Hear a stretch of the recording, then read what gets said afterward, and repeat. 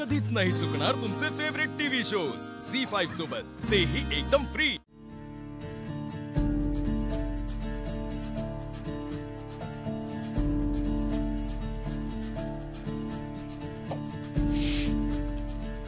खूप छान झालंय।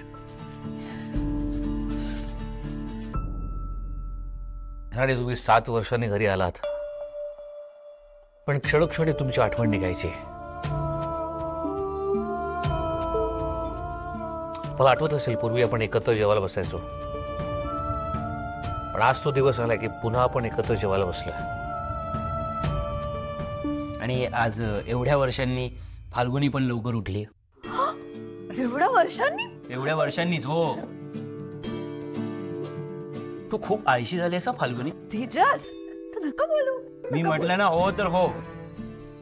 आता घरात आल्यासारखं वाटतंय मला।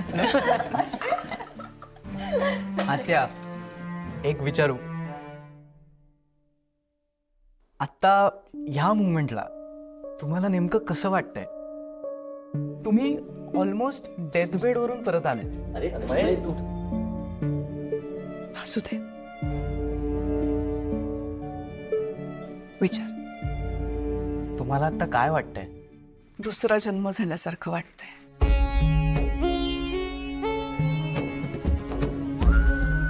मला जर कोणी विचारलं ना जगातली सगळ्यात चांगली गोष्ट कुठली, तर मी हीच सांगेन, आपल्या माणसाबरोबर, आपल्या कुटुंबाबरोबर एकत्र आनंदात वेळ घालवणं।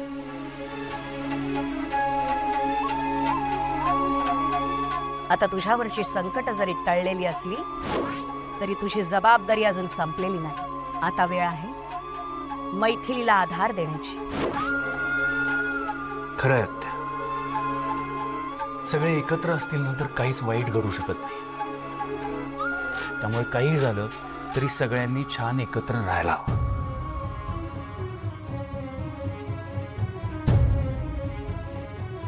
चला जेवायला बसूया सगळ्यांनी एकत्र। नेत्रा, हो ये तू पण येच। हो, आज तुम्ही करा सुरू।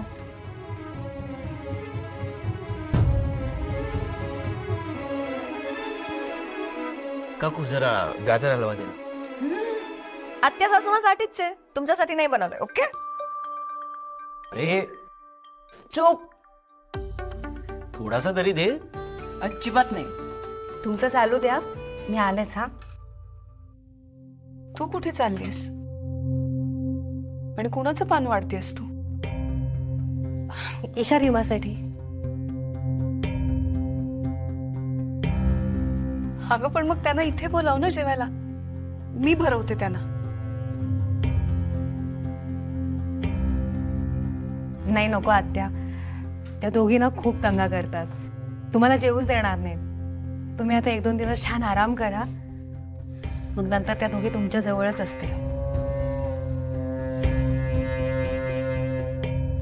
आत्या, गेली 7 वर्ष तुम्ही कोमात होतात, तर तेव्हा तुम्हाला काय वाटत होतं नेमकं? मला असं वाटत होतं की मी एक खूप मोठं न संपणारं दीर्घ स्वप्न बघते।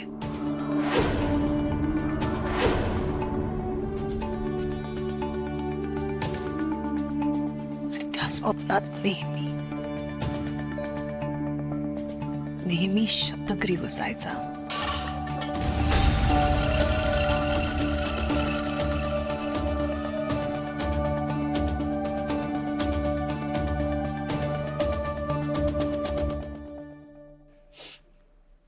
छान झालंय सू।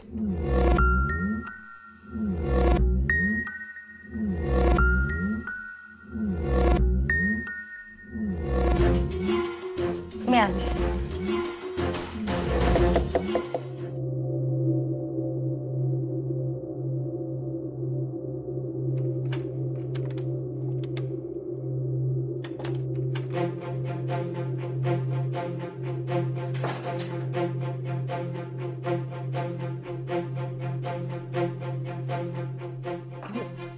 इंद्राणी मॅडम किचन मध्ये असतील ना?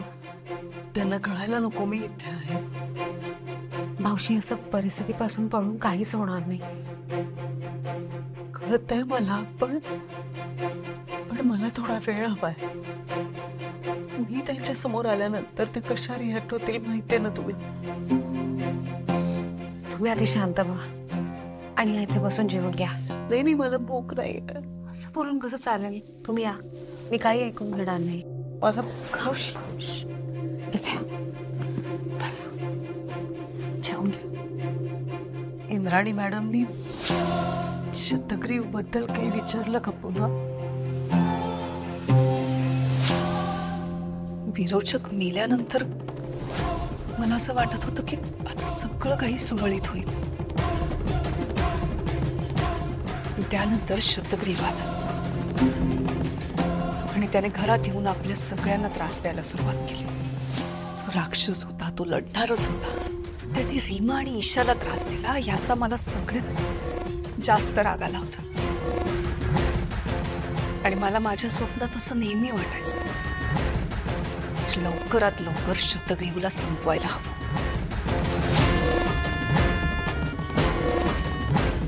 नाहीतर यापुढे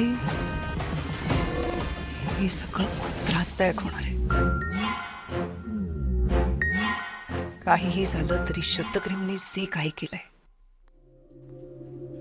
ते मी कधीही विसरू शकत नाही. त्या विसरून जात नाही नाही, त्या नाही विसरणार. आपण इंद्राणी आत्यांना थोडा वेळ दिला ना आणि मग परिस्थिती नीट समजावून सांगितली की मला खात्री आहे की त्या सगळं विसरून जातील. नहीं नेत्रा, ये जो हुआ है वो मेरी वजह से हुआ है. 7 वर्ष कोमात होत्या त्या का माफ करतील मला? कारण आत्यांचं मन खूप मोठं आहे मावशी.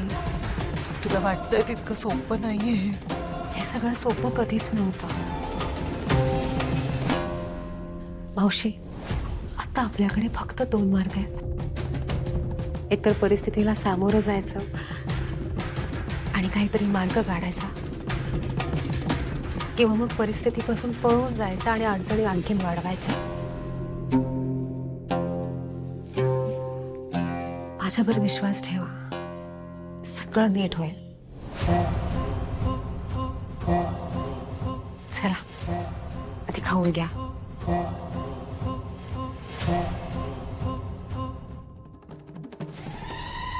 माझी सगळ्यांना एक विनंती आहे, शतग्रीवचं नाव घरात घेऊ नका.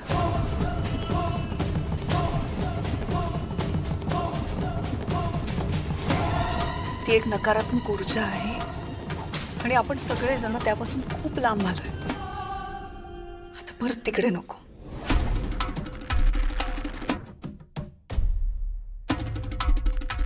इथून पुढे हा विषय या घरात नकोच. एक शेवटचा प्रश्न इंद्राणी, समजा तो शतग्रीव किंवा ती मैथिली सेनगुप्ता परत तुमच्या समोर आली तर काय कराल?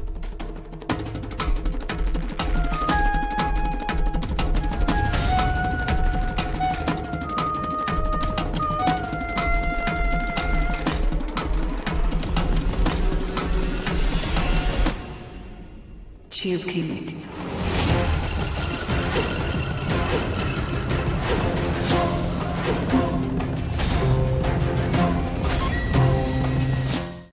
झी5 ॲप डाउनलोड करा आणि पहा सर्व एपिसोड्स एकदम फ्री.